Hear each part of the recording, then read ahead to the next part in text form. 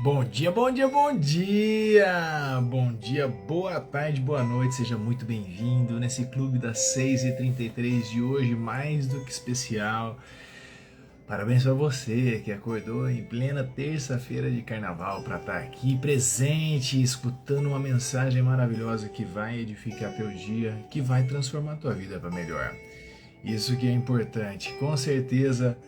Você bem, todos ao teu redor vai estar bem também. E começar o dia dessa maneira energizado, com muita sabedoria, porque é isso que a gente vem buscando aqui desde a leitura do livro de Provérbios e agora a gente caindo para o Eclesiastes. É fantástico, parabéns para você, porque é fazendo coisas diferentes que você vai ter resultados diferentes e que você tenha o hábito de fazer coisas iguais que sejam extremamente saudáveis. É isso que as pessoas não entendem. Quanto mais você repetir as coisas, melhor você fica. E quando você repete coisas boas, como o hábito de ler livros, de participar de lives como essa, de estudar, de se desenvolver, se edificar, de criar uma comunicação mais forte com o divino cada dia mais, com certeza hábitos repetidos como esses que eu citei vai te levar somente a um caminho muito mais maravilhoso que você possa imaginar.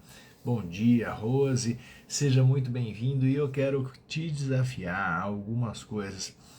Bater aqui ó, nesse aviãozinho ou você que está assistindo gravado no compartilhar, manda esse conteúdo para outras pessoas para que a gente possa abençoá-las também com essa nosso encontro de hoje. Quero que você também coloque tua cabecinha no lugar e que você abra tua mente e o teu coração para receber essa informação que vai ser dada. Lembre-se que eu não sou dono da verdade, só sou um instrumento na mão do Pai para que a gente possa decodificar informações milenares e trazer em prática no nosso dia a dia.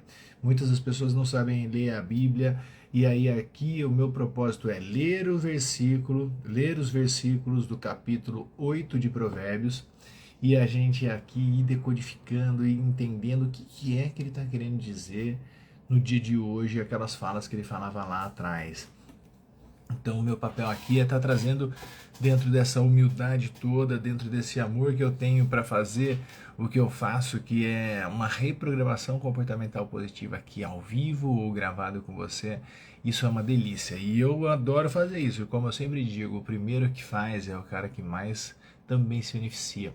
Dentro da teoria de aprendizagem de William Glasser, que é o pai da aprendizagem, quando você só ouve, você aprende um percentual. Quando você ouve e fala, você aprende outro percentual. Quando você ouve, fala e anota, você aprende outro. E assim por diante. Quanto mais a participação, mais evolução você tem. E então quem ensina é o que mais aprende. Sugiro que você pegue papel e caneta, faça algumas anotações, faça aqui comentários que fortaleça o teu aprendizado, porque você só de comentar aqui sobre o que está sendo comentado, você também está reforçando o que você quer guardar para você. Então, depois dados esses recados, hoje, meus parabéns para você que está aqui, porque se tiver um ou tiver milhares de pessoas assistindo essa mensagem, o importante é que você coloque essa mensagem em prática. Aí a gente fala que é sabedoria. Porque dados você tem de monte, informações mais ainda.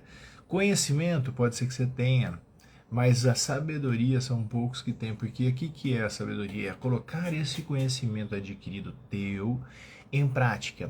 E este conhecimento colocado em prática tenha benefícios para você, para os outros, para a sociedade e para Deus. Porque o conhecimento por si só, ele não é sabedoria. Hitler tinha muito conhecimento e provou que não era dos mais sábios que pisaram na terra, né? Mas conhecedor muito, muito, muito. Era muito conhecedor de muitas coisas. E aí, eu falo, onde você vai se definir como um cara que conhece muito ou que tem sabedoria é justamente nos frutos que tua árvore vai dar para a comunidade. Dito esses recados, hoje a gente vai falar sobre Eclesiastes capítulo 8. São 12 capítulos que a gente vem estudando. Amanhã, quinta, sexta, daí sábado, domingo uma pausa. Segunda e terça a gente fecha os nossos capítulos aí para a gente poder estudar outras coisas, só, não temas só em cima de livro. Aqui no Clube das 6h33 é uma inspiração bíblica, só que a gente também tem muitos outros livros que podem nos inspirar e trazer para a gente luz para o nosso desenvolvimento humano. E então, né, até o 12º capítulo do Eclesiastes, que fecha esse livro, a gente vai estar aqui sempre às 6h33, que é uma referência a Mateus 6,33. Buscar em primeiro lugar o reino de Deus e sua justiça, e tudo mais lhe será acrescentado. Então, dessa maneira que a gente vem participando e fazendo as nossas lives aqui, e você pode convidar mais gente para estar presente aqui, porque é para todos, mas não é para qualquer um. Porque é para todos, porque aqui é público, é liberado, é democrático, mas não é qualquer um que está preparado como você para estar aqui. Meus parabéns de estar aqui agora, independente se está assistindo ao vivo ou gravado, porque você já se diferenciou daqui da 98% da população mundial que fica procurando conteúdos que banais, que não edifica, ou que traz medo, ou que traz tensão. E aqui a nossa intenção é justamente conteúdos que te levem para um próximo nível, trabalhando a sua inteligência emocional, positiva e espiritual. Dados os recados, hoje a gente vai ler o capítulo 8 de Eclesiastes, que é o livro escrito por Salomão, o homem mais sábio que pisou nessa terra. Então ele, como autoridade, fala algumas coisas que realmente mexem com a nossa cabecinha. Aqui o Eclesiastes 8, ele tem 17 versículos. E a gente vai ler e depois decodificar as mensagens aí, trazendo para o nosso dia a dia. Eclesiastes 8, versículo 1. Quem é como o sábio? E quem sabe a interpretação das coisas? A sabedoria do homem faz brilhar o seu rosto, e a dureza do seu rosto se muda. Eu digo, observa o mandamento do rei, e isso em consideração ao juramento que fizeste a Deus. Não te apresses a sair da presença dele, nem persistas em alguma coisa má, porque ele faz tudo o que quer. Porque a palavra do rei tem poder, e quem lhe dirá? Que fazes? Quem guardar o mandamento não experimentará nenhum mal, e o coração do sábio discernirá o tempo e o juízo. Porque para todo o propósito, para o seu tempo e juízo, porquanto a miséria do homem pesa sobre ele. Porque não sabe o que há de suceder, e quando há de ser, quem lhe dará a entender. Nenhum homem há que tenha domínio sobre o espírito para o reter, nem tampouco tem ele poder sobre o dia da morte, como também não há licença nesta peleja, nem tampouco a impiedade livrará os ímpios.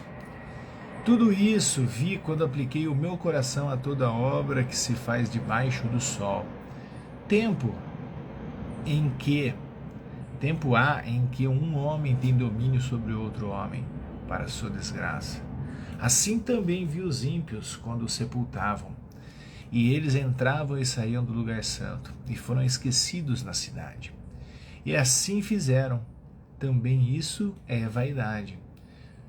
Porquanto não se executa logo o juízo sobre a má obra, por isso o coração dos filhos dos homens está inteiramente disposto para fazer o mal. Ainda que o pecador faça o mal 100 vezes, e os dias se lhe prolonguem, contudo eu sei com certeza que bem sucede aos que temem Deus, aos que temem diante dele. Porém o ímpio não irá bem, ele não prolongará os seus dias, e que são como a sombra, porque ele não teme diante de Deus. Ainda há outra vaidade que se faz sobre a terra, que há justos a quem sucede segundo as obras dos ímpios, e há ímpios a quem sucede segundo as obras dos justos. Digo que também isso é vaidade. Então louvei eu a alegria, porquanto para o homem nada há melhor debaixo do sol do que comer, beber e alegrar-se, porque isso o acompanhará no seu trabalho, nos dias de sua vida que Deus lhe dá debaixo do sol. Aplicando eu o meu coração a conhecer a sabedoria e a ver o trabalho que há sobre a terra, quem nem de dia nem de noite vê o homem sono nos teus olhos. Então vi toda a obra de Deus que o homem não pode perceber. a obra que se faz debaixo do sol. Por mais que trabalhe o homem para a descobrir, não a achará. E, ainda que diga o sábio que a conhece, nem por isso a poderá compreender. Olha que interessante esses 17 versículos do capítulo 8 do livro de Eclesiastes, que Salomão escreveu já numa época que ele era mais maduro, já tinha feito de tudo, já tinha ido para o lado negro da força, já tinha voltado para o lado do bem, ele zerou o velocímetro nos dois lados, então ele tinha muita sabedoria. E o resumo desse, analisando aqui esses versículos, né? Então, se a gente pegar em blocos, né? A gente pegar lá do versículo 1 a 5, que ele faz essa reverência aqui, então, tipo, quem é o sábio? Como é o sábio? Para observar o mandamento, quem guarda o mandamento. Então, quando ele fala nesses 5 versículos aqui, ele lembra da importância da gente respeitar e obedecer às autoridades. Isso daí faz parte, né? A autoridade seja pai e mãe, a autoridade seja professor, a autoridade seja pastor, padre, a autoridade seja até seus governantes, né? Então, quando você começa, mesmo quando a gente discorda delas simbolicamente, é que isso também traz para dentro da gente um desafio interno do humano em lidar com as figuras de autoridade, né? A gente tem esses conflitos internos, né, com os nossos pais. Se você, como um adulto, você pode ter certeza que a maioria de todos os seus traumas, de todos os seus medos, de todas as suas inseguranças, elas estão intimamente ligadas com a fase de criança, que é a postura do teu pai e tua mãe, independente se você foi adotada, qualquer coisa, ou se você não teve pai e mãe, se foi cuidado pela avó, sempre ali teve uma autoridade que traz para você, às vezes, seguir regras que para você parecia injusta ou restritiva demais, e isso te traz consequências no hoje. Então, como que a gente pode aplicar isso? É reconhecendo essas figuras, principalmente que eu acabei de citar, que é pai, político, professores, padres, pastores, esses P's que se envolvem, parentes, né, que envolvem nas nossas vidas. A gente tem que entender que a gente pode sim discordar com a opinião delas, mas a gente deve respeitar. São duas coisas diferentes. Discordar é uma coisa, respeitar é a outra. A palavra respeito vem da origem da palavra respicere, que significa olhar duas vezes. Quando você olha de novo, você vai entender o porquê que aquela pessoa está fazendo aquilo daquele jeito, daquela maneira. Porque ela nunca teve o discernimento e o entendimento que você está buscando. Ela nunca teve a chance de praticar algo que pudesse trazer resultados diferentes para ela. Então, quando a gente respeita, acaba sendo um ato nobre, um ato de... Eu não gosto desse termo porque nós não somos mais nem menos do que ninguém, mas quem está buscando entendimento é a gente. Então, você tem sim um certo nível de superioridade, porque aquela pessoa ela é limitada. E aí a gente tem que ter uma forma de, aos poucos, ir influenciando as mudanças por meios democráticos e por meios de nossas atitudes. Porque quando você combate o mal com o mal, você faz as forças elas ficarem paradas dentro de você. Porque aquilo cria um bloqueio. Mas quando você cria uma nova estratégia, você faz fluir aquela energia, você muda bastante. É mais ou menos como se fosse num jogo de xadrez, de tabuleiro, de damas, né? Que a gente deixa claro as regras, né? E o jogo funciona corretamente, justo para os dois lados, né? E aí quando é necessário que a gente siga as regras, e ali dentro daquelas regras limitadas, elas se tornam restritivas e desafiadoras, porém sempre há uma harmonia para promover o equilíbrio naquela dinâmica, né? E o benefício disso é justamente a gente respeitar, aprender a respeitar as autoridades, seguir as regras estabelecidas, porém promovendo o ambiente de uma forma diferente, mais harmônica. E com certeza, quando você tiver uma sugestão que não seja agressiva, que não seja necessário brigar, você começa a construir uma nova informação e assim a gente muda toda a dinâmica. Lá no grupo dos versículos 6 a 8, né, que ele tem aqui Ele fala, porque todo propósito a seu juízo, por quanto a miséria do homem, porque não saber o que há de suceder e quando há de ser, quem lhe o dará? Nenhum homem que tenha domínio sobre o espírito para reter, nem tampouco tem poder para o dia da morte. Olha que interessante, não tem, a gente nem sabe o dia que você vai morrer, né? Então aqui, ó, dentro desse grupo de análise, a gente vê que lembra dessas. Ele fala muito em todos os outros capítulos também de Eclesiastes, falando sobre essas incertezas. A gente não tem certeza de nada. Inclusive na física moderna tem o Heisenberg, que ele provou o funcionamento dos átomos, elétrons, prótons e nêutrons, tudo que vem impactando a nossa vida no invisível, que parece ser fé, mas tem a ciência envolvida. E a instabilidade do elétron, ele nunca sabe aonde o elétron vai acordar, nunca vai aparecer. Então você tem uma incerteza muito latente dentro de você. E essas incertezas, dentro das incertezas, a gente tem algumas certezas, teoricamente, que tudo vai mudar. A gente tem a certeza de que você vai, eu e eu vamos morrer, só que a gente não tem a certeza de quando vai acontecer isso. Então eu preciso viver dentro das minhas incertezas o melhor possível no dia de hoje. A gente busca estabilidade, estabilidade é lenda. A gente busca segurança, segurança também é lenda. Você tem que ter essas situações todas hoje pertinentes no dia de hoje, de agora. E aí a sua melhor certeza que você vai ter sobre o teu futuro é com o que você está fazendo agora. Se você está sentado chorando, reclamando, vai ter um futuro. Se você fala assim, poxa, faz sentido o que ele está falando, deixa eu começar a agir diferente, você vai ter outro futuro. Então, dentro das incertezas que a gente tem, você tem que ter a certeza de fazer o teu melhor agora. E a gente imagina que você está navegando num rio de águas turbulentas, né, em um barco que você pode até lutar contra a correnteza. E você fica remando contra, e aí você ajusta toda a tua dinâmica, mas quando você pega e entra no ritmo daquela correnteza, ajusta o fluxo e você vai com bom senso, as forças todas vão te mover de uma forma sensata, mas você no comando delas.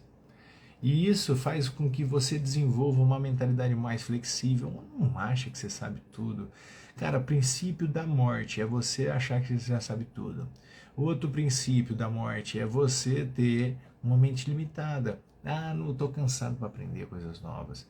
Cara, isso é o maior pecado que você comete com você mesmo.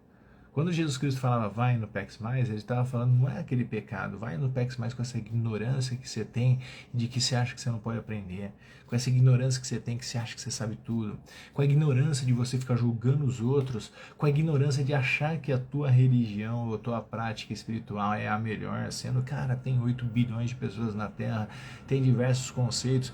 Para de achar que esse é o único e você é a única pessoa que sabe tudo.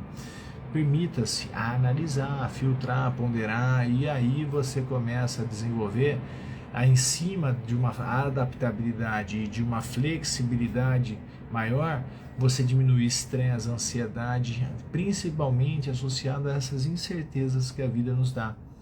E aí você começa a ter melhor resiliência e satisfação em outras áreas da vida.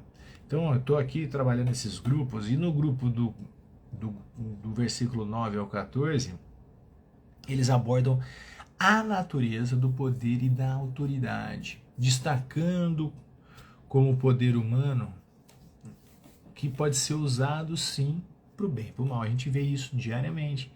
Tem pessoas, Hitler fez isso, outras pessoas estão fazendo isso, pessoas que dominam muitas pessoas, eles podem tanto caminhar para o bem quanto para o mal. E essa forma de autoridade, ela tem uma responsabilidade. E como nós devemos seguir as autoridades, a gente também tem que saber como ser estratégico nos nossos relacionamentos para que a gente possa trabalhar em prol da comunidade, né? Isso é muito interessante e a gente tem que ter um bom senso com relação a essas situações que são impostas pelo governo. Por quê? Para que você possa exatamente fazer o que é certo, mas dentro das autoridades, e você começar a ter evitar esses abusos de poder, porque você entra em conflito, tudo que é conflito. Tem uma história muito linda, até tá no Netflix, e é real e é próxima da gente. Tem aí cerca de 70 e poucos anos, 70 anos, com Gandhi. Né? O Gandhi ele conseguiu, dentro de um entendimento dele, libertar a Índia do domínio do Império Inglês sem levantar uma arma. Foi fácil? Não foi. Mas foi extremamente possível ele fazer isso por causa que ele tinha propósito, ele entendia a autoridade, ele entendia essas coisas e ele fazia o que tinha que ser feito dentro daquela dinâmica. Então é um caso verídico que está aí bem próximo da gente para que a gente possa aprender a exercer o nosso poder com sabedoria e compaixão. Compaixão é aliviar o sofrimento do outro e ele aliviou o sofrimento de milhares de pessoas na Índia sem levantar uma arma, porque eles estavam sofrendo com o domínio inglês. E aí tudo aconteceu porque ele tinha um propósito bem claro e definido. Né? E continuando aqui dentro dos estudos, a gente vai vendo que, mais uma vez, você não consegue evitar a morte e ele traz esse conceito. Então essa nossa limitação, essa compreensão de que a gente vai acabar e que a gente precisa ter uma certa confiança que o corpinho acaba, mas o que mantém esse corpinho aquecido não acaba, esse tem sim a vida eterna, porque Cristo já falou isso, né?